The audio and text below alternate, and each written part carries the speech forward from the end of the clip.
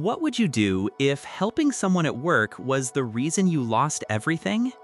In Dallas, Texas, Ryan Carter was the kind of employee every company claims to value.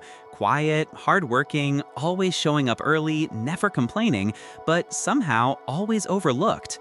His boss, Mark Benson, didn't like him. No clear reason, just subtle disrespect, public corrections, small humiliations during meetings, the kind that slowly break your confidence without anyone noticing. One afternoon during lunch break, Ryan saw a new intern struggling at the office cafeteria. His card kept declining, people were staring, the embarrassment was obvious. So Ryan stepped in and paid for him quietly, not thinking much of it. The intern thanked him and left, and that should have been the end of it, but it wasn't, because later that week, everything changed. During a team meeting, Mark suddenly called Ryan out in front of everyone.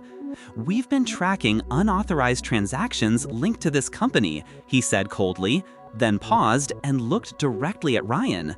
The room went silent. Ryan laughed nervously at first, thinking it was a joke, until security walked in. His heart dropped. They showed records, transactions tied to stolen company funds, and somehow his card was connected. That exact moment at the cafeteria, the one act of kindness, was now evidence against him. Ryan tried to explain, but no one listened, not even once. The same boss who always doubted him now had what he needed, and in one brutal move, Ryan was suspended, humiliated, escorted out in front of everyone he worked with. No investigation, no benefit of doubt, just judgment. Days turned into weeks, no job, no income, reputation damaged, back to the trenches. And the worst part? The silence. No one reached out, no one defended him. It felt like his entire career ended over something he didn't even understand. But while Ryan was struggling, something was happening behind the scenes.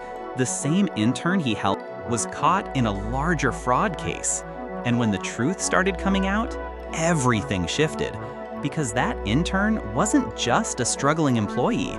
He was part of a scheme using stolen identities. And Ryan, he was never part of it. He was just in the wrong place, at the wrong time, doing the right thing. And when the confession came, it hit hard. Ryan was cleared, completely. But this is where the story changes. Because while Ryan was rebuilding himself quietly, Mark Benson, the boss who humiliated him, was now under investigation. Why?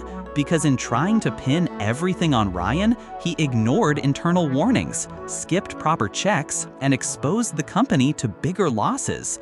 One mistake led to another, and slowly, the same man who once stood in power started losing control. Contracts pulled, reputation damaged, pressure rising.